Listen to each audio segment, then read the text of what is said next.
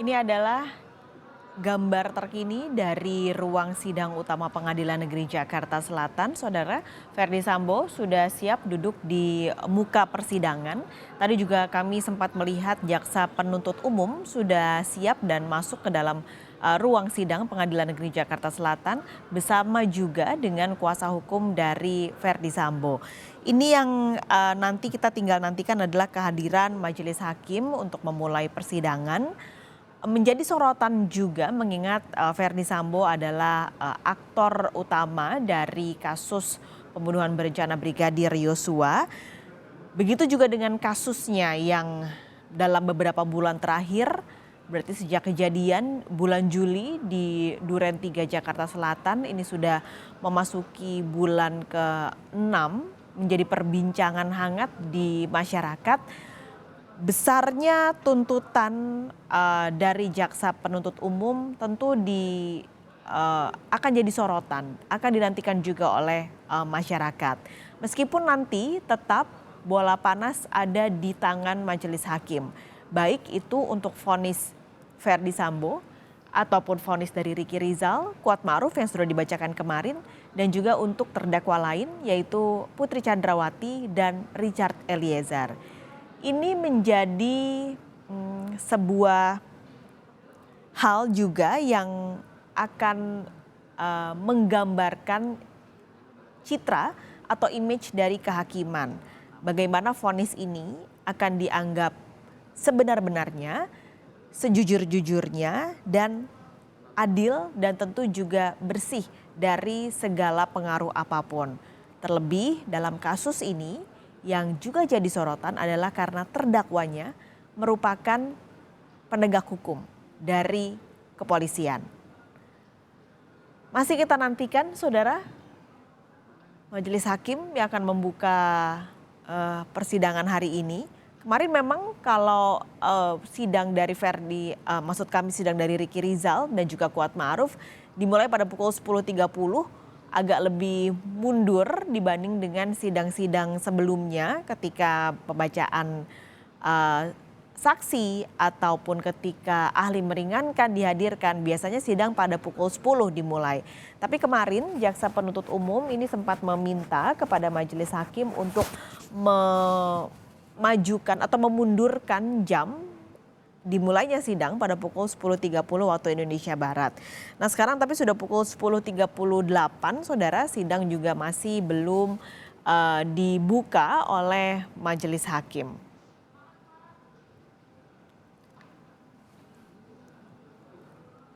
Verdi Sambo dan juga keempat terdakwa lain ini didakwa pasal 340 dan juga pasal 338, saudara. Dengan kalau melihat dari pasal 340, hukumannya adalah pidana 20 tahun penjara atau pidana seumur hidup, dan juga yang terberat adalah pidana hukuman mati. Verdi Sambo tidak hanya didakwa di satu kasus saja. Untuk yang kali ini, tuntutan yang akan dibacakan adalah dakwaan untuk kasus pembunuhan berencana Brigadir Yosua.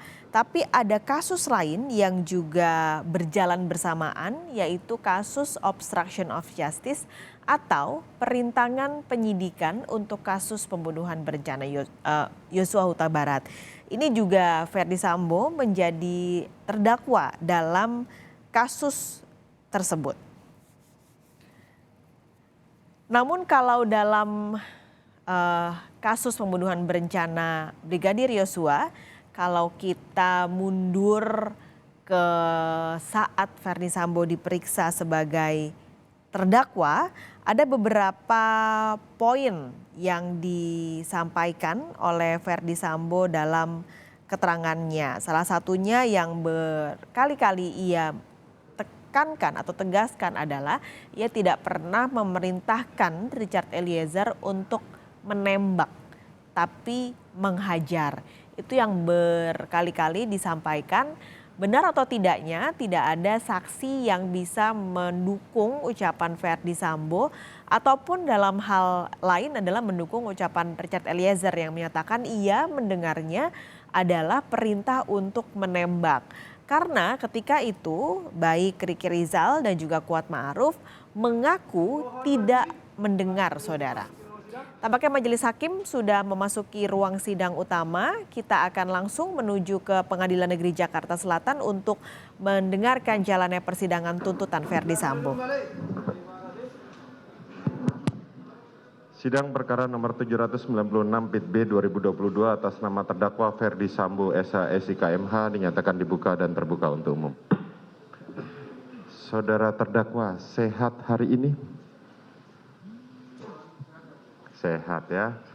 Baik, hari ini adalah agendanya pembacaan tuntutan dari jaksa penuntut umum.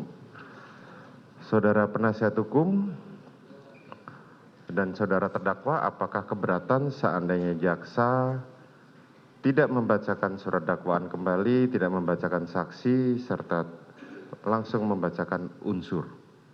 Tidak keberatan ya mulia. Tidak keberatan ya. Baik, silakan saudara jaksa penuntut umum. Terima kasih majelis atas kesempatan yang diberikan.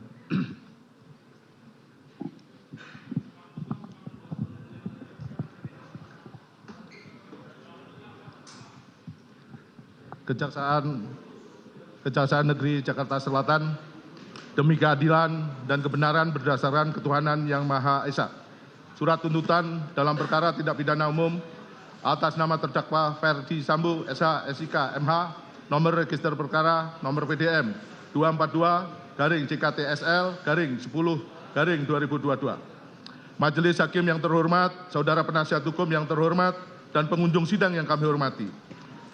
Dengan memanjatkan puji syukur kehadirat Allah SWT atas karunia, taufik, hidayah, dan ridhonya, sehingga hari ini kita dapat melaksanakan kembali persidangan ke-18 perkara yang dikenal dengan peristiwa Duren 46. Ini dengan tertib, aman, lancar hingga sampai pada tahap pembacaan tuntutan kepada kami selaku penuntut umum terhadap diri terdakwa.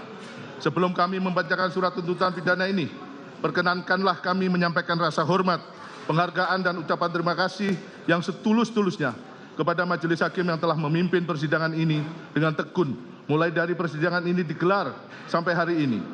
Hal tersebut dapat kami rasakan kesungguhan majelis hakim dalam upaya menggali kebenaran material dari perkara ini dengan memberikan kesempatan yang seluas-luasnya, baik kepada jaksa penuntut umum untuk mengungkap fakta-fakta hukum melalui alat bukti di persidangan.